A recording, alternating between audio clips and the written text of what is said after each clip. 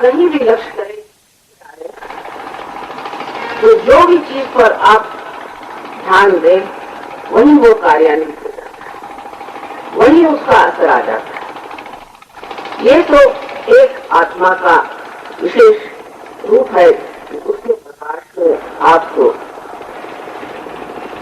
कोई भी चीज आप जानना चाहें वो जान सकते हैं, और वो भी उसका केवल ज्ञान आप जानते हैं। अगर एक सहयोगी से आप पूछे इसको क्या बीमारी है तो वो वही बात बताएगा, दूसरे से पूछे तो भी वही बात बताएगा। आप 10 छोटे बच्चों के आंख में पट्टी बांध दे और उससे पूछे कि ये सामने आदमी बैठा है, इसे कौन सी तकलीफ है, वो एक ही उंगली दिखाएगा तकलीफ है, या 2 उंगलियां दिखाएगा। सब बच्चे एक ही चीज, केवल ज्ञान का मतलब ये है कि एक ही चीज मालूम, यही केवल सत्य, जिसमें सब एक ही चीज जानते हैं।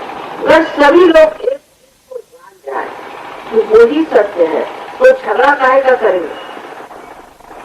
आज झगड़े इसलिए होते हैं कि कोई इस चीज को सत्य कहता है, कोई उस चीज को सत्य कहता है, उस चीज को सत्य कहता है। सब अंधे हैं। जैसे कि आपने तो हाथी की स्टोरी पढ़ी होगी कि जब हाथी को देखने गए अंधे लोग तो कोई कहने लगा कि एक खंबा है, तो कोई कहने लगा सांप है, तो कोई कुछ कहने लगा।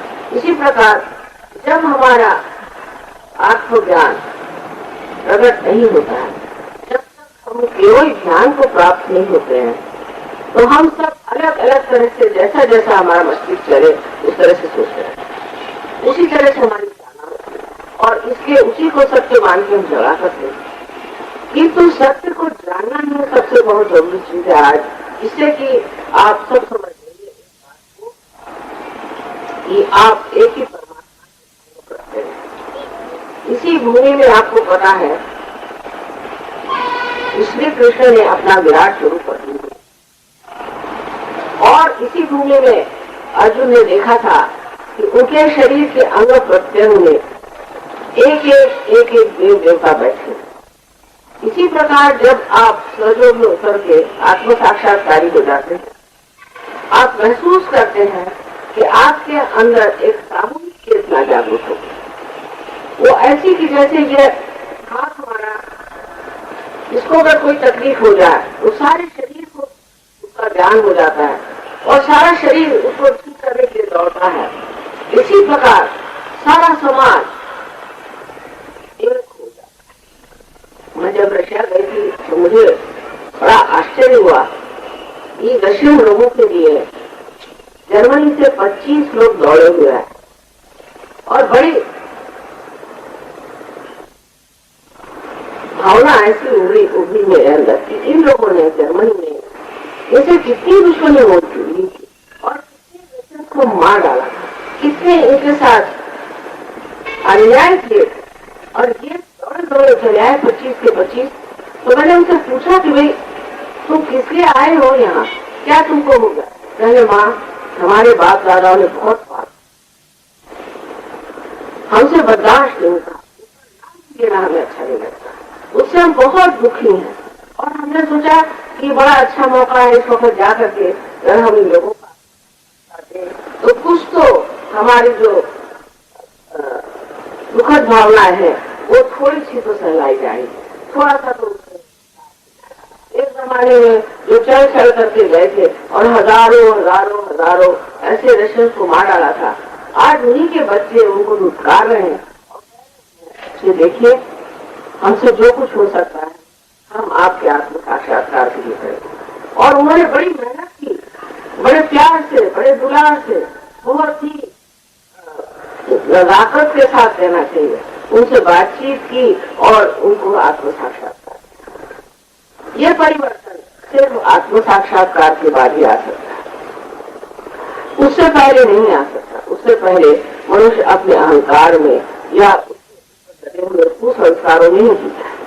जब तक उसके अंदर आत्म साक्षात्कार का प्रकाश नहीं आता वो सत्य को पूरी तरह से देख नहीं सकता। तो इसमें जो उपलब्धि होती है सत्य ये है कि पहले तो आपकी शारीरिक व्यवस्थाएं ठीक हो जाती, क्योंकि आप जो तकलीफों में है, जिस परेशानी है, उसका एक मेन कारण यह है कि आपकी चक्र खराब है। यह चक्र जो है इसमें जो कुछ भी थोड़ी बहुत सीमित शक्ति थी उसको आपने इस्तेमाल कर लिया और अब वो बिल्कुल निशक्त हो गए हैं, इसलिए आप बीमार हो। लेकिन जब उसके अंदर से कुंडलिनी गुजरती है तो वो एक चक्रों को पूरी तरह से सशक्त कर देती, काबिज कर देती, नरिश कर देती और उसके कारण आपके चक्र एकदम खुल जाते और आपकी बीमारियां हठात एकदम ठीक हो जाती। अब बहुत से लोग कहते हैं कि मां पता नहीं कैसे बीमारी ठीक हो गई। आज ही डॉक्टर साहब मुझे बता रहे थे, बड़ी भारी आदमी है और उनके एकदम आवाज बंद हो गई। तो बस उन्होंने कुछ नहीं किया, थोड़ा सा हाथ में और नाम लेकर के और उनके पेटवा जी से कुछ में लगा दिया, एकदम से उनकी आवाज खुल गई। आपके यहाँ पिछले साल आप जानते हैं कि एक साहब थे जो बचपन से बोलते नहीं थे, वो एकदम बोलने लगते, जो सुनते नहीं थे सुनने लगते। ये सब कैसे होता है? ये सिर्फ कुंडलिनी के जागरण से होता है और ये आपकी अपनी हर एक की व्यक्तिगत माँ है, आपकी अपनी माँ। यह आपको कोई तकलीफ नहीं देती, आपको पुनर्जन्म देती है, जो कुछ भी तकलीफ है खुद उठाती है और इसके वो आतुर बैठी है कि किस तरह से मैं अपने बच्चों को याद में साक्षात्कार। दूसरी चीज जो इसमें होती है कि आपका जो मन हर समय दोलायमान रहता है, हर समय तकलीफ में रहता है, दौड़ते रहता है, वो एकदम शांत हो जाता है और जब वो मन एकदम शांत हो जाता है, शांतिमय मन में आप अत्यंत प्रबंध हो जाते हैं, माने इसको कहते हैं आप डायनामिक हो जाते और आपके अंदर करुणा के इतने भाव बढ़ते हैं। किसी को दुख देना, किसी को तकलीफ देना, किसी को कटु वचन कहना या किसी पे क्रोध करना आदि सब चीजें एकदम खत्म हो जाती और मनुष्य अत्यंत धार्मिक और अत्यंत सुंदर हो जाता है। हमारा जो धर्म है सब बाह्य का है, कोई भी धर्म आप पालन करें, हिंदू मुसलमान ईसाई सिख कोई भी धर्म आप करें, हर धर्म में मनुष्य पाप करता है, उसमें कोई बंधन नहीं रहती। लेकिन कुंडलिनी के जागरण से आपके अंदर धर्म जागरूक हो जाता है, माने आप संत ही हो जाते, आपसे कोई अधर्म होता ही नहीं, आप चाहे तो भी नहीं होगा, लेकिन आप चाहते ही नहीं। इस प्रकार की एक विशेष प्रकृति व्यक्ति आप बन जाते, एक विशेष रूप आप धारण कर लेते और इस रूप में लोग देखते हैं तो आश्चर्य करते हैं कि यह आदमी कल सबको माता पिता बोलता था, आज सबके सामने हाथ जोड़े कैसे, इसकी भाषा कैसे बदल गई, इसका चरित्र कैसे बदल। ऐसे ही समाज की आज हमें जरूरत है। जब तक अपना समाज इस तरह का नहीं होगा तब तक इसी तरह के उथल के जमाने चलते रहेंगे। अभी खत्म हुआ है, न जाने कर हम लोग इसी तरह से करते रहे, न जाने और कितने युद्ध हमें सहने पड़ेंगे और तकलीफें सहने पड़ेंगी और सर्वसाधारण आदमी, सर्वसामान्य आदमी बेकारी में ये सब तकलीफें उठाता है। इसलिए आपको चाहिए कि आप पहले अपने आत्म साक्षात्कार को प्राप्त करें और इस ब्रह्म विद्या को जानें। जब इस ब्रह्म विद्या को आप जान लेंगे तो आप भी दूसरों को इस तरह से आत्म साक्षात्कार, आप इसके अधिकारी हो जाते हैं। उसमें कोई बहुत समय नहीं लगता, बहुत जल्दी आप जान जाएंगे, वो भी सब सहज है। इसका सारा सूक्ष्म ज्ञान आप बहुत आसानी से प्राप्त करें।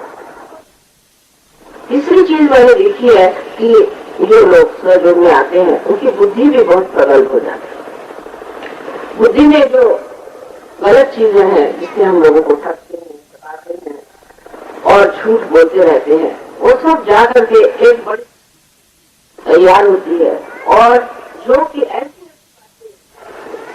सामने लाती है कि जो हमने कभी सोची नहीं। जैसे कि एक साहब है, वो एक चार्टर्ड अकाउंटेंट और वो एकदम से ही एक बड़े भारी कवि हो गए। कोई है जिसको गाना बजाना आता नहीं था, वो एकदम से बड़े भारी प्रसिद्ध गायक हो गए। बच्चे हैं जो पढ़ने लिखने में बहुत ही कमजोर हैं, माँ बाप को बहुत जवाब देते हैं हर समय और तमीज़ करते हैं, ऐसे बच्चे भी एकदम से क्लास में फर्स्ट आने लगे और ऐसे ऐसे हमारे रिकॉर्ड है कि कोई समझ नहीं सकता कि ये लोग इतनी जल्दी कैसे इतने बड़े बड़े इम्तिहान पास हो जाते। इसका असर सबसे बड़ा जो मैं हरियाणा वालों के लिए बताना चाहती हूँ वो ये है कि आपका जो एग्रीकल्चर है, कृषि में बहुत होता है। जो सहयोगी हो जाता है, उसके खेती में उत्पन्न जो कुछ भी होता है, उसकी उपज कभी कभी 10 गुना ज्यादा भी हो सकता है। उसकी गाय भैंस भी बहुत कुछ ज्यादा, और समझ लीजिए 5-6 गुना भी ज्यादा दूध ले सकते हैं। ये कैसे होता है? क्योंकि उसके हाथ से चैतन्य बह रहा है, उसके अंदर चैतन्य बह रहा है, और चैतन्य ही सारी शक्ति का स्रोत है। जब इस शक्ति को आप इस्तेमाल करते हैं तो आपको आश्चर्य होगा कि इससे कहां से कहां आप अपनी उपज बढ़ा सकते हैं, और वो भी नॉन हाइब्रिड चीज। आपको हाइब्रिड चीज की जरूरत नहीं, जो नॉन हाइब्रिड चीज होती है उससे आप बढ़ा सकते हैं। हमारे यहाँ कुछ लोगों ने इसका प्रयोग किया था, तो आपको आश्चर्य होगा, इतने बड़े बड़े सूर्य के फूल लेते, और वो सूर्य के फूल उठाना भी मुश्किल था लोगों को, और 2-2, 3-3 आदमी उसे उठाते। एक एक फूल में 5 सेर से लेकर के 1.25 सेर तक तेल, इसी प्रकार चावल, इसी प्रकार हर चीज कई गुना अधिक करने हुआ, बहुत अच्छा उत्तम इस प्रकार का होता है। और आश्चर्य की बात है कि इस तरह का जो गेहूं था, उसको कोई चूहा वगैरह कोई खाता ही नहीं, जैसे कोई पवित्र चीज है, उससे चूहा वगैरह कोई नहीं खाता था, ऐसे पड़े खुले रहे, कोई नहीं खाता। तो इस प्रकार की जो चैतन्य की शक्ति हमारे चारों ओर फैली हुई है, उसे प्राप्त करना हमारा जन्म सिद्ध अधिकार है। और उसे प्राप्त करने के बाद ये सारे परमात्मा के आशीर्वाद एक साथ हमारे पास आ जाते हैं। यही प्राप्त करना है। इसीलिए आज तक हमने जो कुछ भी मेहनत की है, वो एक ही चीज के लक्ष्य में कि हम आत्म साक्षात्कार को प्राप्त हो। एक लेक्चर में सारी बातें बताना बहुत कठिन है, और आशा है कि आप लोग चाहे तो कुछ सवाल मुझे पूछ सकते हैं, और उसके बाद मैं आपको आत्म साक्षात्कार अनुभव देने का प्रयत्न करूँ। 10 मिनट और लगेंगे, तो कृपया कोई प्रश्न हो। आपने बताया है ये जागृत किस तरीके से कैसे होती है? वही तो कर दूंगी, वो तो मैं कर लूंगी। हाँ तो वो बहुत अच्छी बात है। इसका मतलब आप साधक है। नहीं, ये तो बड़ा अच्छा सवाल है, ये अच्छी सवाल। हमारी कुंडली जागी है, वो यहाँ से जब उठी ना सर्पा कर रहे थे, तो इतना शोर हुआ, हम डर गए। हम पलंग से छाल लगा के ना, तो ये भी हमने देखे, हम भी सारी जिंदगी योग करते रहे। नहीं, ये कुंडली का जागरण नहीं हुआ, वो तो बहुत शांत होती है। अभी आपको करते हैं, आप बैठिए, देखिए। हम तो डर गए, आज नहीं वो डरने वाली चीज नहीं। अभी बताते हैं, मैं करती हूँ पूरी, आपको कर रहे हैं।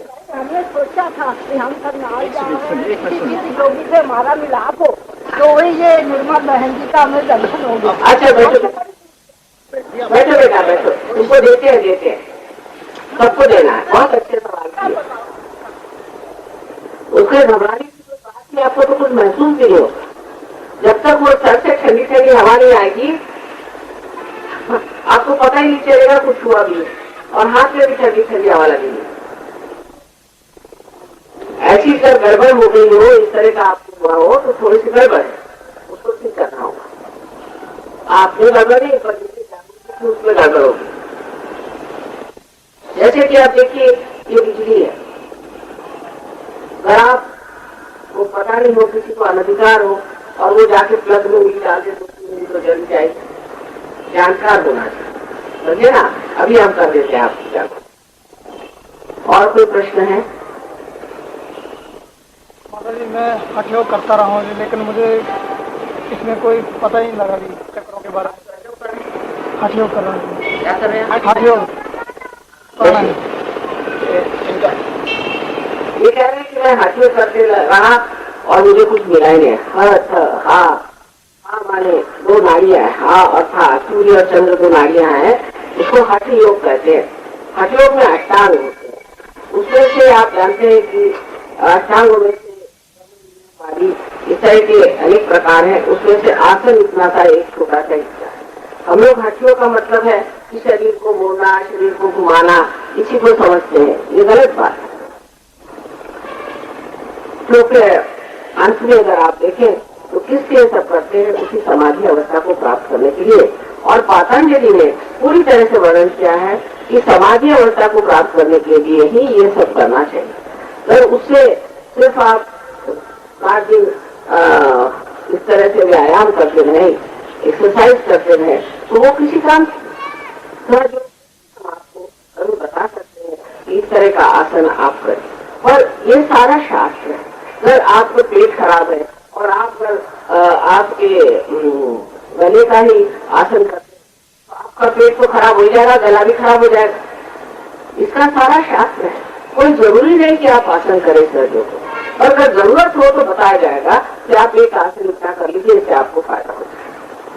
तो हठ योग आजकल का जो है वो सिर्फ मेरी समझ नहीं आता, जैसे कि सारी दवाइयां आप एक साथ खा लीजिए, इस प्रकार है। कुछ उसमें ये नहीं सोचते कि इसको क्या हठ योग करना है, कौन सा करना है, कहाँ तक करना है, कौन सी सीमा में रहना है। कोई अर्ज नहीं है, अभी हम आपको दे देंगे। इस प्रकार के अनेक विचित्र योग आजकल निकले हैं। मतलब इसका तो बता खुल आप जानते हैं, हठ योग में पैसा नहीं लिया जाता, क्योंकि इसका कोई पैसा आप दे नहीं सकते। प्यार का कोई मूल्य नहीं। अपनी माँ घर की आपको उसको आप कितना पैसा देते हैं, उसको तो पैसा समझता नहीं। ऐसे ही कुबेरिनी को भी पैसा नहीं समझता। तो आजकल मार्केट में लोग बैठे हुए हैं, पैसा मांगते हैं और बहुत गुरु लोग पैसा खाते हैं। इनसे बच के रहिए, ये सब झूठे लोग हैं।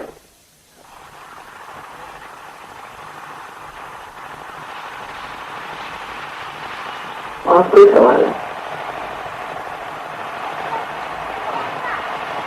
इंसान केवल चमत्कार को ही नमस्कार क्यों करता है? दूसरा क्या बिना कर्म के सफलता मिल सकती? इन्होंने कहा कि मनुष्य चमत्कार को ही नमस्कार करता है। सोचो, ये तो मनुष्य की अपनी गलती है कि चमत्कार को नमस्कार करता है। उसको कहना चाहिए कि मुझे आत्म साक्षात्कार दो, मुझे और कोई चमत्कार नहीं चाहिए, मुझे अंदर का चमत्कार चाहिए, बाह्य का चमत्कार नहीं चाहिए। लेकिन मनुष्य अज्ञान में चमत्कार को नमस्कार करता है। ये बहुत गलत बात है। इसी का लोग फायदा उठाते हैं और अधिकतर से ये लोग जादूगर होते हैं जो चमत्कार दिखाते हैं। असलियत कुछ नहीं होती, उसमें कुछ पाने का नहीं होता है। और इन्होंने ये भी पूछा कि बगैर कर्म के फल मिल सकता है, तो कर्म करना भी एक तरह से हमारे अंदर विचार है कि हम कोई कर्म कर रहे हैं। वैसे हम करते क्या है? यही सोचिए कि हम एक बीज के तो पौधा नहीं निकाल सकते, कोई जीवित कार्य हम नहीं कर सकते। अगर एक पेड़ भर गया, उस पेड़ से एक झोपड़ी बना दी, तो उस मरे से दूसरी मरी चीज बना ली, तो अपने सोचकर में बहुत कुछ कर्म कर दिया। तो हम कुछ कर्म करते नहीं हैं, ये हमारी भावना है। वो भावना ही टूट जाती है, वो भावना ही टूट जाती है कि हम कोई कर्म करते हैं। इस प्रकार आप आत्म साक्षात्कार को प्राप्त करें, क्योंकि ये सारी चीज आपके अंदर बनी हुई बैठी हुई है। क्या कह रहे थे आप? अगर हम मंत्र जाप करते रहे तो उसके लिए कुंडली जागृत हो जाती है कि नहीं? उसके लिए इसके बैठ जाइए, मैं बताती हूँ मुझे क्या। देखिए कि कुंडलिनी का जागरण जो है वो सुषुम्ना नाड़ी मध्य नाड़ी से होता है। आप मंत्र का जाप यहाँ से करते, और मंत्र का जाप करने से ऐसा ही सोच लीजिए कि जब तक आपका कनेक्शन ही नहीं हुआ, तो आप फोन अगर करें तो आपको क्या लाभ होगा? पहले कनेक्शन होना चाहिए। बगैर कनेक्शन के ही आप पूरे जा रहे हैं, और उसमें लोग कहते हैं कि हमने इतना मंत्र जाप किया कि हमारा गला खराब हो गया। गला ठीक होने के लिए गला खराब हो गया, इसका मतलब ये है कि कुछ न कुछ उसमें गलती रह गई।